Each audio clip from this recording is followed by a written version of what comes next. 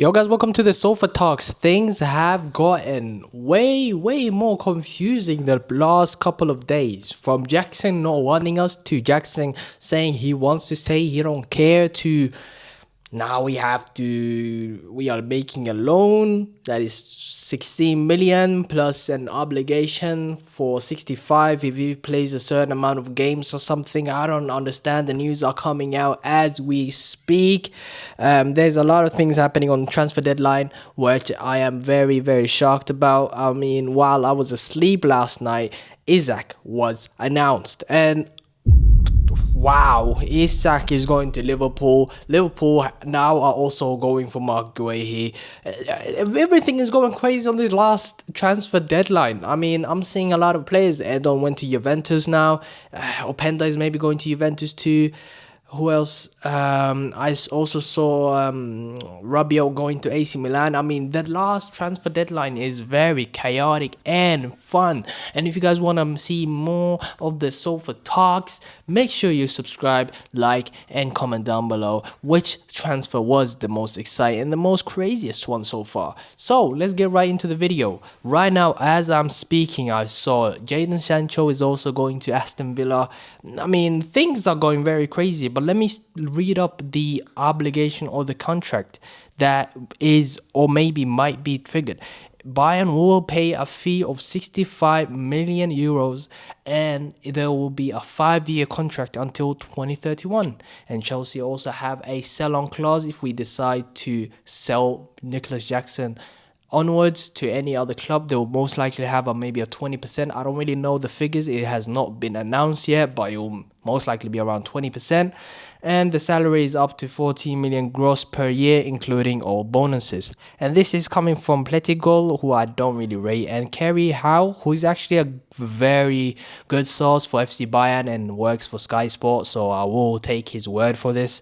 And I feel like this deal is just getting worse and worse. This is like a 360 deal that we have just been tricked into. I thought Lookman was going to be a nice solution. I was going to make a video last night speaking about Lookman, speaking about Isak, and begging Bayern Munich to sign players, but unfortunately my channel is not big enough to make those calls. So if you guys want to subscribe, once again, let me say it's free. Please do so, and maybe we can have a change. And if you guys, for the future, comment down below, we can make a movement or something.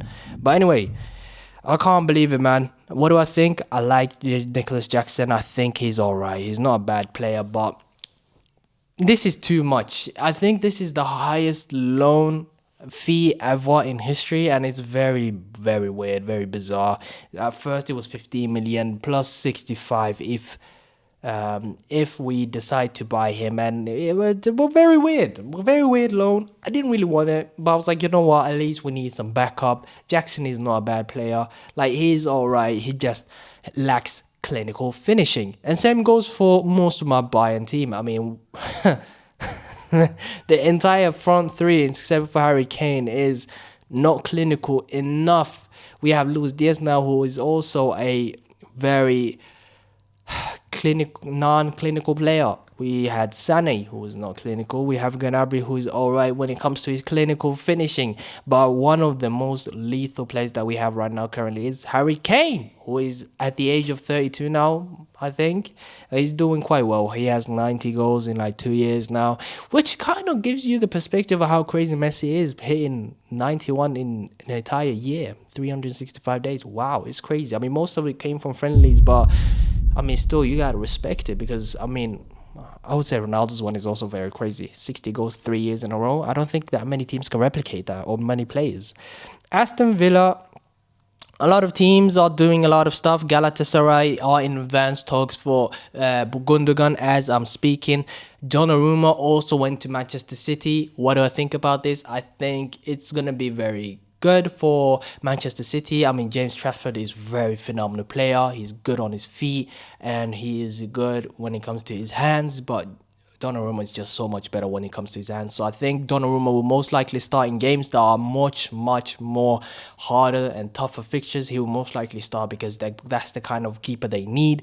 So instead of having Edison, who was actually alright, quite average when it came to his shot stopping and all those sort of stuff and corners, We have now a player, a goalkeeper that is Donnarumma, who is quite good, and I think the City will do quite well and even finish top two in this league. Arsenal, I mean, they haven't really done much this season. When it comes to transfers, I'm a little bit disappointed. Benjamin Pavard is going to Marseille as we speak on a loan deal from Inter, as all salary is covered, and it is a 15 million, and it has a 15 million buy option, which is not mandatory. And yeah, it's very crazy. Oh my God, the Mark Guehi is a here we go. So much is happening as we speak. So Mark Guehi is going to Liverpool. Liverpool are having the best transfer that I've ever seen. I mean, wow. Mark Guehi, Hugo Ekitike, Florian Wirtz, Isak, Salah. The team is crazy. The team is crazy. They are stacked. They have to win everything. And like my friend said, you know what? I will just put his clip up. If they get Isak, Liverpool have to win the Euros. If Liverpool sign Alexander Isak, they have to win the Euros. Liverpool, they're not even a country. But if they sign Alexander Isak, they have to win AFCON as well. Because what the hell is this? What the hell is this? It's getting ridiculous now. Chat, what is this? Because how much? Look at this attack. Isak, Wirtz, Ekitike, Mohamed Salah. This as a front four. Brother, what's going on? They have to win the World Cup. They won't have to win the AFCON. Liverpool, if they sign Isak, they have to win the SBCL. Don't even know. They have to win everything. Liverpool have to win the Women's Euros that England just won. They have to take it off Chloe Kelly. If they sign Isak, they have to take the Women's Euros off Chloe Kelly. They have to win everything. They have to win the world. It's ridiculous. And they have to win everything. Honestly, they have to win everything. Liverpool are one of the best teams currently available in the world, and they have that much threat in general. I don't know how this will affect Ekitike's playtime. He's doing quite well. Honestly, he's one of their better players currently. Salah has fallen off a bit. Florian Wirtz is getting his feet. He's adjusting to the league, and he's playing better for game by game. But I mean, he's still not he's not as good as people expected, especially for the amount of money they bought him for. They think he was gonna get 20 assists and stuff and 20 goals. He's not that sort of player. I mean, his most assists in the Bundesliga was 11. So I mean, Florian Wirtz will do well, but we'll see. I don't think Florian Wirtz is good on the central part of the play. He's more of a left winger that drifts centrally. That's his best positioning and would be quite good when it came to Liverpool. Maybe they'll play that way. I don't know. We'll see. And Liverpool are very threatening. I mean, Virgil van Dijk is playing his socks off game in, game out, week in, week out. This guy is a monster. They have Konate. They have Mark Guehi now. Wow, man. Zoboslai is doing quite well at the right back positioning. He's pretty much a Trent. They didn't even know that they were able to replace Trent this quickly. I mean, they have a Trent on the right back. He literally does what Trent does, and he is actually doing quite well. I mean, when you saw the game against Arsenal versus Liverpool, which was a boring fest, by the way. I mean, when he came on, he was blitzing him, but there were moments where Zoboslai was just taking the ball back, and also his free kick ability is amazing. It was something that was it was missing when it came to Liverpool. I didn't really see him score free kicks, even though that was his bag in Leipzig. Even when he goes for international duties, this guy goes crazy on free kicks, but Liverpool, he doesn't really score them, so I'm glad that he actually scored, and it was in a game that might be a title decider, But honestly, I'm surprised Manchester United have still not signed a player. I saw that Bayern Munich were interested in Kobbie Mainoo, and I really made the video. Maybe they listened to me, the board, but the Manchester United rejected it. Even though Kobbie Mainoo wanted to leave, as it says by Fabrizio Romano, the case is closed and Mainoo will stay at Manchester United despite wanting to leave. And Victor Lindelof is joining Aston Villa, and you know what, man, good luck to him. I wish him the best. I'm seeing a lot of comments speaking about Lookman ain't coming. There's 2 hours left, fries in the bag, it's over. This is a very, very subpar transfer window for us, but it is what it is. A lot of this stuff is happening. I don't know what Bayern will do now. We are still squad thin. The squad is very, very thin. We are lacking a lot of players in different positions. But it is what it is. Sometimes you just have to be thankful and say, you know what, let's just see how it develops. Maybe the winter window, we might do something there. So I don't know. But anyway, I think things will not be escalating any further, and if it does, editing units will be saying some stuff about it very quickly. But right now, there's a lot of stuff coming in, and Colomboane also went to Spurs, like I said, and I'm very, very, very, very surprised by it. I thought he was a very Bayern player, but unfortunately Bayern did not want to go with him, and they went with Nicholas Jackson. I mean, Colomboane was very cheap.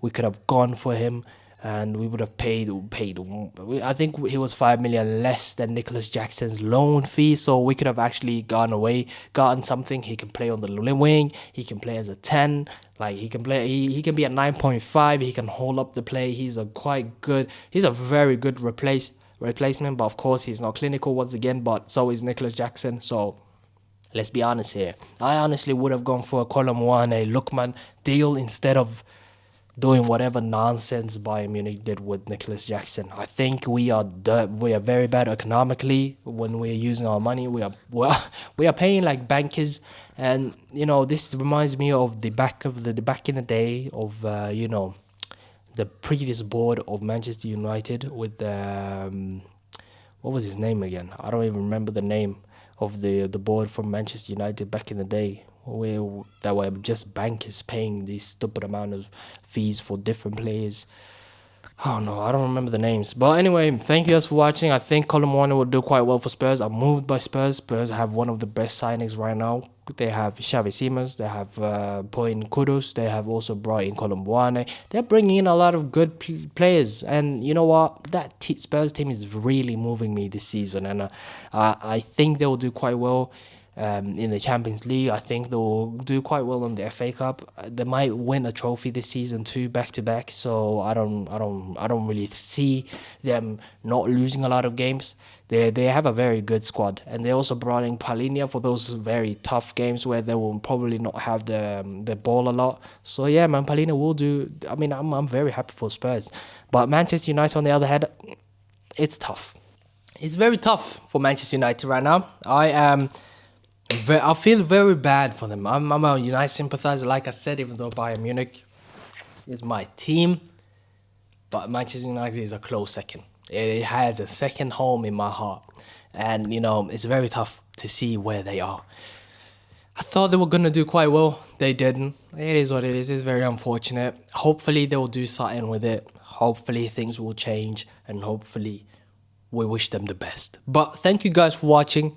Make sure you subscribe once again. Make sure you like and comment down below which transfer was the best transfer right now. For me currently, Isak is the best transfer, and you know what, man, my prediction is getting straight out on, and I'm doing phenomenal right now when it comes to predicting stuff. So hopefully my prediction stays quite right. We will look into it at the end of the season and, you know, look back at it. But thank you guys for watching. I will see you lot in the next video of Sofa Talks, where we will most likely speak about Bayern Munich and have a little bit more tactical approach of a video where we speak about how we can set up and what I think the Bayern team should be looking like. But thank you guys for watching. I will see you lot in the next one. Peace.